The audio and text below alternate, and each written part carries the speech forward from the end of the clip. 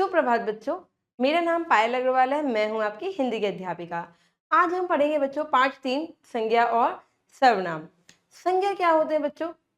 कोई ना कोई वस्तु का, प्राणी का, है ना, पक्षी का, पशु का कोई ना कोई नाम जरूर होता है, तो उस नाम को ही हम संज्ञा कहते हैं। जिस शब्द का नाम हो उसे ही हम संज्ञा कहते हैं। जैसे पेन है, ठीक है, कलम हो गया, लाइट हो गई, कैमरा हो गया, माइक हो गया, मेरा नाम हो गया, आपका नाम हो गया, कुर्सी, मेज, ये सब क्या है बच्चों? नाम है, तो ये सब संज्ञा कहलाते हैं।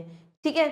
सर्वनाम क्या होते हैं बच्चों? सर्वनाम होते हैं जो संज्ञा के स्थान पर प्रयोग किए जाते हैं शब्द, उन्हें हम सर्वनाम कहते हैं। जैसे मैंने कहा कि रोहन बाजार जा रहा है, ठीक है, तो आपको पता चल गया कि बात किसके बारे में हो रही है? रोहन के बारे में हो रही है। ठीक है, नाम है रोहन, रोहन है संज्ञा। अब मैंने कहा कि रोहन पानी पी रहा है, रोहन खाना खा रहा है, तो रोहन की जगह मैंने क्या कौन सा शब्द लगाया?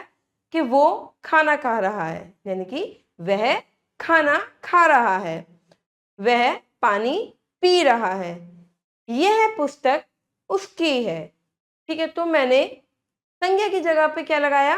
कुछ शब्द लगा दिए, यह, उसकी, वह।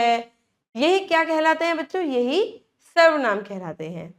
चलिए आइए इसको जानते हैं, पाठ के माध्यम से समझते हैं, पढ़ते हैं पाठ की ओर। पाठ 3 संज्ञा और सर्वनाम। विषय प्रवेश।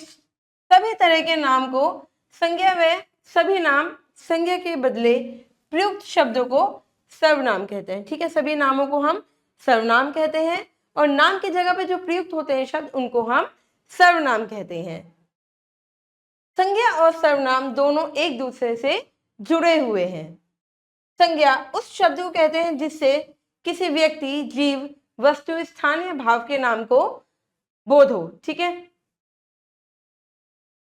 सर्वनाम संज्ञा के स्थान पर आता है।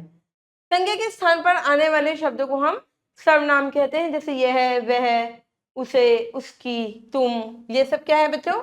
ये है सर्वनाम। यह हाथी संज्ञा शब्द है। देखो यहाँ पे एक चित्र दिया हुआ है, आप देख रहे हो हाथी। ठीक है, हाथी क्या है?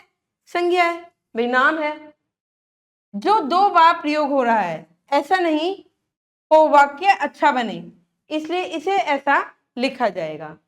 देखो, हाथी के साथ हाथी का बच्चा भी है, हाथी के साथ हाथी का बच्चा भी है। ठीक है, हाथी के साथ उसका बच्चा भी है। अब हमने हाथी की जगह क्या लगाया? एक हाथी की जगह उसका लगा दिया। ठीक है, क्या लगा दिया? उसका। हाथी के साथ उसका बच्चा भी है, तो हाथी की जगह पे क्या आया? उसका। और उसका यानी कि संज्ञा की जगह पे हमने उसका डाल दिया, तो ये सर्वनाम हो गया बच्चों। ठीक है। उपयुक्त वाक्य में दूसरी बार आए हाथी के शब्द के लिए उसका शब्द का प्रयोग हुआ है, जो कि वह सर्वनाम है। ठीक है बच्चों, चलिए अब संज्ञा और सर्वनाम में अंतर देखते हैं। संज्ञा और सर्वनाम में अंतर। संज्ञा क्या है बच्चों? संज्ञा किसी व्यक्ति, वस्तु, स्थान, गुण आदि के नाम को कहते हैं। ठीक है, नाम को कहते हैं संज्ञा। और संज्ञा, सर्वनाम किसी संज्ञा के स्थान पर प्रयोग होने वाला शब्द है। जो संज्ञा के स्थान पर प्रयुक्त हो जाए उसे हम सर्वनाम कहते हैं। संज्ञाएं अनंत होती है और सर्वनाम सीमित होते हैं। ठीक है, संज्ञा तो हर पूरे उसमें कोई ना कोई नाम जरूर है, बहुत बड़ी है। ठीक है, संज्ञा कोई ना कोई नाम है ही, अनंत है। पर सर्वनाम क्या है? सीमित है, 11 12 ही है। ठीक है, संज्ञाओं का अपना लिंग होता है और सर्वनाम का अपना कोई लिंग नहीं होता है। ठीक है बच्चों, चलिए विषय विश्लेषण। संज्ञा किसी व्यक्ति, प्राणी, स्थान, वस्तु और भाव के नाम को संज्ञा कहते हैं। देखिए उदाहरण क्या है? मेज पर गिलास रखा। मेज क्या है? एक वस्तु है, पर उसका नाम तो है। मेज क्या है? वस्तु है। अब घर के पास ही बाजार है। बाजार, बाजार क्या है? जगह है, स्थान है ना? जैसे घर एक स्थानीय है, विद्यालय एक स्थान है, स्थान है। अब फूलों की सुंदरता, सुंदरता क्या है? मन मोह लेती है। भाव है, मन का भाव है सुंदरता, बुढ़ापा, बचपन, भाव है। ठीक है, देखिए बच्चे नेहरू जी को चाचा कहते हैं। नेहरू जी क्या है बच्चों? व्यक्ति का नाम है। ठीक है, व्यक्ति है। और भैंस की पीठ पर कोआ, और भैंस क्या है? पशु पक्षी है। ठीक है। भैंसो कौवा क्या है? पशु पक्षी है। ठीक है। अब देखिए इन शब्दों में मेज, घर, सुंदरता, नेहरू जी, चाचा और कौवा शब्द व्यक्ति, वस्तु, स्थान, पशु पक्षी और भाव के नाम है। अतः ये सभी क्या है बच्चों? ये सभी संज्ञाएं हैं। ठीक है, क्योंकि ये सब नाम है। अब संज्ञा के कितने भेद होते हैं बच्चों? संज्ञा के 3 भेद होते हैं। कौन कौन से? व्यक्तिवाचक संज्ञा, जातिवाचक संज्ञा और भाववाचक संज्ञा। ठीक है, ये 3 संज्ञा के भेद हैं। अब व्यक्तिवाचक संज्ञा क्या होती है बच्चों? किसी विषय, किसी विशेष व्यक्ति, प्राणी, वस्तु या स्थान आदि के नाम को हम व्यक्तिवाचक संज्ञा कहते हैं। ठीक है, जैसे दादी रामायण पढ़ रही है, तो रामायण क्या है? एक पुस्तक का नाम हो गया। ठीक है बच्चों। और गंगा पवित्र नदी है, गंगा क्या है? नदी का नाम है। ठीक है, तो ये व्यक्तिवाचक संज्ञा में आएगी। ठीक है। जातिवाचक संज्ञा, जिस संज्ञा शब्द से किसी प्राणी, वस्तु, स्थान आदि की पूरी जाति का बोध होता है, आदि पूरी जाति का बोध हो जाए, उसे हम जातिवाचक संज्ञा कहते हैं। जैसे कुर्सी बैठने के काम आती है, भाई बैठने के काम आती है, पर क्या आपको पता चल रहा है क्या? कुर्सी। तो ये जातिवाचक संज्ञा आती है। ठीक है। चाचा जी घर पर हैं, चाचा जी घर पर है, जातिवाचक संज्ञा है। ठीक है। भाववाचक संज्ञा क्या है बच्चों? जिस संज्ञा शब्द से किसी प्राणी, वस्तु के किसी गुण, भाव या दशा मतलब कि अवस्था का पता चलता हो, उसे हम भाववाचक संज्ञा कहते हैं। जैसे बुराई मत करो, बुराई क्या है? भाववाचक है। प्रशंसा क्या है? भाववाचक है। फूलों की सुगंध चारों ओर फैल रही है, सुगंध क्या है? फूलों की सुगंध है भाव। जब हम फूलों की सुगंध को महसूस करते हैं, खुशबू आती है उसकी, तो हम अच्छा महसूस करते हैं, है ना? तो सुगंध क्या हुई? भाव हुए।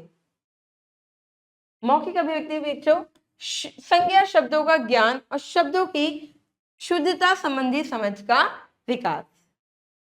देखिए सर्वनाम को जानेंगे। संज्ञा के स्थान पर आने वाले शब्द क्या कहलाते हैं? सर्वनाम कहलाते हैं, जो संज्ञा के स्थान पर आते हैं। उदाहरण देखिए, यह यश है, यश मेरे पड़ोस में रहता है, बार बार क्या आ रहा है? संज्ञा आ रही है, यानी कि नाम आ रहा है। यश के पिता शिक्षक हैं, यश को हॉकी खेलने का बहुत शौक है, बार बार क्या आ रहा है बच्चों? नाम आ रहा है। ठीक है, तो ये संज्ञा है। अभी इसी वर्ष यश को स्कूल की हॉकी टीम का कप्तान बनाया गया है। यश ने हॉकी के खेल में कई बार पुरस्कार भी जीते हैं। अब यहाँ पे क्या हुआ है? बार बार संज्ञा शब्द का प्रयोग हो रहा है, यानी कि यश का नाम बार बार आ रहा है। अब सर्वनाम भी क्या होता है? हम यश की जगह कुछ शब्दों को डाल देंगे जिसे हम सर्वनाम कहेंगे। ठीक है, जैसे उपयुक्त वाक्यों में संज्ञा शब्द बार बार प्रयोग किया गया है। किसी एक ही शब्द का वाक्य में बार बार प्रयोग करने से वाक्य की सुंदरता घटती है, वाक्य अच्छा नहीं लगता है। इसके लिए सर्वनाम शब्दों का प्रयोग किया जाता है। ठीक है, देखिए वह यश है, उसके पिता शिक्षक है, तो हमने क्या लगाया? उसके। ठीक है, क्योंकि बात पता चल गई कि यश के बारे में बोलिए। उसे हॉकी खेलने का बहुत शौक है, उसे यानी कि यश को। ठीक है, इसी वर्ष उसे स्कूल की हॉकी टीम का कप्तान बनाया गया, उसे मतलब यश को। उसने हॉकी के खेल में कई बार पुरस्कार भी जीते हैं। ठीक है, किसने? यश ने। अब उपयुक्त वाक्यों में यश संज्ञा शब्द के स्थान पर प्रयोग हुए वाले शब्द कौन से हैं? उसके, उसे, उसने शब्द क्या है बच्चों? सर्वनाम है। ठीक है, अब देखिए सर्वनाम के 6 भेद होते हैं। कितने? 6 भेद होते हैं। पुरुषवाचक सर्वनाम, अनिश्चयवाचक सर्वनाम, संबंधवाचक सर्वनाम, निश्चयवाचक सर्वनाम, प्रश्नवाचक और निजवाचक सर्वनाम, ये 6 होते हैं। ठीक है, देखिए पुरुषवाचक सर्वनाम कौन से होते हैं? जो सर्वनाम शब्द कहने वाले, सुनने वाले और जिसके विषय में बात कर रहे हैं का बोध कराते हैं, उन्हें पुरुषवाचक सर्वनाम कहते हैं। जैसे मैं खाना खा रहा हूं, मैं अपने बारे में बात कर रही हूँ, स्वयं के बारे में। ठीक है, वह वहां नहीं जाएगा, दूसरे के बारे में बात होती है, ये क्या कौन से कहलाते हैं? पुरुषवाचक सर्वनाम कहलाते हैं। ठीक है बच्चों, देखिए मैं, जैसे मैं, तू, वह, हम, तुम, आप, ये, वे आदि। मैं खाना नहीं खा रहा हूं, मैं खाना खा रहा हूं। ठीक है, तुम क्या पढ़ रहे हो? प्रश्न है, तुम क्या पढ़ रहे हो? और वह वहां नहीं जाएगा। ठीक है, ये सब क्या है, पुरुषवाचक सर्वनाम है बच्चों। निश्चयवाचक सर्वनाम कौन से होते हैं, जब आपको पता चल जाए कि ये निश्चय है। ठीक है, यह पुस्तक मेरी है, तो यह पुस्तक मेरी है, मुझे पता चल गया ये पुस्तक मेरी है, तो निश्चय है कि ये पुस्तक मेरी है। जिस सर्वनाम शब्द द्वारा किसी वस्तु या व्यक्ति का निश्चित संज्ञा होता है वह निश्चयवाचक सर्वनाम कहलाता है। अब जैसे यह शाम का घर है, भाई पता है यह शाम का ही घर है, निश्चित है। ठीक है, वह पुस्तक नीली है। ठीक है, तो ये निश्चयवाचक सर्वनाम हो गया। तो अनिश्चयवाचक सर्वनाम, अनिश्चयवाचक कि शायद कोई आया है पर हमें ये नहीं पता कि कौन आया है। शायद दरवाजे पर कोई है या दरवाजे के अंदर कोई है, घर के अंदर कोई है, पर हमें ये नहीं पता है कि कौन है। ठीक है, अनिश्चित है। ठीक है, जिस सर्वनाम शब्द द्वारा किसी वस्तु या व्यक्ति का निश्चित ज्ञान नहीं होता है वह अनिश्चयवाचक सर्वनाम कहलाता है। जैसे दाल में कुछ पड़ा है, कुछ पड़ा है, क्या पड़ा है ये नहीं पता हमें। ठीक है, वह शायद खरगोश है, अब पता नहीं है खरगोश है या नहीं है, वह शायद खरगोश है, पता नहीं है या नहीं, अनिश्चयवाचक है। ठीक है, देखिए प्रश्नवाचक, इसके नाम से स्पष्ट हो रहा है, प्रश्न मतलब कि प्रश्न पूछना, तुम क्या कर रहे हो, क्या कर रहे हो, मुझे उत्तर मिलेगा। ठीक है, तो ये तो इसके नाम से स्पष्ट हो रहा है। जिस सर्वनाम शब्द का प्रयोग प्रश्न पूछने के लिए किया जाता है वह प्रश्नवाचक सर्वनाम कहलाता है। जैसे आप कौन है, भाई अगर मैं आपसे पूछ रही हूँ आप कौन है तो मुझे उत्तर मिलेगा उसका। ठीक है, वे क्या कर रहे हैं, वे क्या कर रहे हैं, मुझे उत्तर मिलेगा, इनके प्रश्नवाचक सर्वनाम। ठीक है, और इसके एक पहचान भी है कि लास्ट में क्या है, प्रश्नवाचक चिन्ह भी लगा होता है बच्चों। ठीक है, चलिए निजवाचक सर्वनाम, जिस सर्वनाम शब्द का प्रयोग बोलने वाला यानी कि वक्ता, मैं है ना, बोलने वाला स्वयं के लिए करता है उसे निजवाचक सर्वनाम कहते हैं, जो स्वयं के लिए करता है। आप हमारे यहाँ कब आएंगे, आप हमारे यहाँ कब आएंगे, और जैसे तुम यह काम खुद क्यों नहीं कर लेते। ठीक है, तुम अपना काम खुद क्यों नहीं कर लेते भाई। ठीक है, संबंधवाचक जहां संबंध होता है, जैसे जिस सर्वनाम शब्द का प्रयोग किसी व्यक्ति, वस्तु या घटना का संबंध बताने के लिए किया जाता हो वे संबंधवाचक सर्वनाम कहलाते हैं। जैसे जो परिश्रम करेगा वह अवश्य सफल होगा। ठीक है, संबंध है, देखो जो परिश्रम करेगा वह सफल होगा। ठीक है, चलिए लेखन कौशल बच्चों, संज्ञा एवं सर्वनाम की परिभाषाओं की समझ और पाठबोध। निष्कर्ष, किसी व्यक्ति, वस्तु, स्थान या भाव क्या कहलाता है बच्चों, संज्ञा कहलाता है। संज्ञा के तीन भेद होते हैं, व्यक्तिवाचक संज्ञा, जातिवाचक संज्ञा और भाववाचक संज्ञा। ठीक है, तीन भेद होते हैं।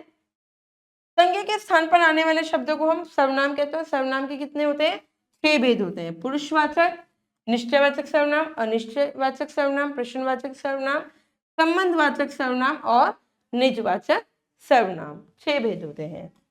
सर्वनाम शब्द सभी वाक्यों में एक ही रूप में प्रयुक्त होता है। ठीक है बच्चों, चलिए प्रश्न का कुछ अभ्यास करते हैं। सही उत्तर पर सही का निशान लगाएंगे। जातिवाचक संज्ञा शब्द है, कौन सा है, नदी क्या है बच्चों, जातिवाचक संज्ञा है। भाववाचक संज्ञा शब्द कौन सा है, भाववाचक संज्ञा शब्द है हरियाली, क्या, हरियाली। सर्वनाम के कितने भेद होते हैं, सर्वनाम के 6 भेद होते हैं बच्चों। ठीक है, सर्वनाम के 6 भेद होते हैं। वे कल ताजमहल देखेंगे, वाक्य में वे शब्द क्या है, देखो ध्यान से सोचिए, वे कल ताजमहल देखेंगे, पक्का है कि वो कल ताजमहल देखेंगे, तो ये निश्चयवाचक सर्वनाम आया। ठीक है, क्योंकि पक्का है, निश्चय है कि वो कल देखेंगे। ठीक है बच्चों, ये प्रश्न उत्तर है कुछ, ये आपको खुद से करने हैं। ठीक है, पाठ से आगे दिए गए चित्र के लिए संज्ञा शब्द लिखिए तथा उसके भेद भी लिखिए। संज्ञा शब्द क्या है बच्चों, ये है मदर टेरेसा। कौन है, मदर टेरेसा। ठीक है, कौन है, महाराणा प्रताप, महाराणा प्रताप। ताजमहल है, आप सबको पता है, ताज महल, और ये कौन है, इंदिरा गांधी। इंदिरा गांधी। ठीक है बच्चों, देखिए बच्चों इनके नाम हमने लिख दिए हैं। अब ये सब क्या है, व्यक्तिवाचक संज्ञा, क्योंकि सब किसी न किसी के नाम है। ठीक है, ये सब व्यक्तिवाचक संज्ञा में आते हैं। ये भाषा अध्ययन है बच्चों, ये आपको खुद से बताने हैं। ठीक है, ये उचित सर्वनाम शब्द का प्रयोग यहाँ पे दिया हुआ है और यहाँ पे आपको वाक्य पढ़कर लिखना है। जैसे जैसा करोगे डैश भरोगे, जैसा करोगे वैसा भरोगे। ठीक है, ये आपकी गतिविधि है, ये आपको खुद से करनी है। दिए गए संज्ञा शब्दों को उचित स्थान भेदों के डिब्बे में पहुंचाइए। ठीक है, व्यक्तिवाचक संज्ञा कौन कौन सी है इसमें, जैसे ताजमहल क्या है, व्यक्तिवाचक संज्ञा ही है। भाववाचक कौन सी है और जातिवाचक कौन सी है। ठीक है, सुंदरता क्या है, भाववाचक है। तो यहाँ पे छाट के आपको यहाँ पर लिखना है। ठीक है बच्चों, खोजबीन है ये, खोजबीन करनी है इसमें आपको कि दिए गए चित्र को देखिए और कई 5 संज्ञा शब्द पहचानिए। ठीक है, और वाक्य बनाने हैं इसमें आपको फिर। ठीक है, अब आपको इसमें कौन कौन से पहचानना है कि इसमें संज्ञा कौन कौन से आ रहे हैं। ठीक है, और उसके वाक्य बनाने हैं। ठीक है बच्चों, आशा करती हूँ बच्चों की संज्ञा और सर्वनाम आपको अच्छे से समझ में आ गया होगा। अब मैं मिलूंगी आपसे अगली कक्षा में, जब तक के लिए आप खुश रहिए, अपना ध्यान रखिए। धन्यवाद।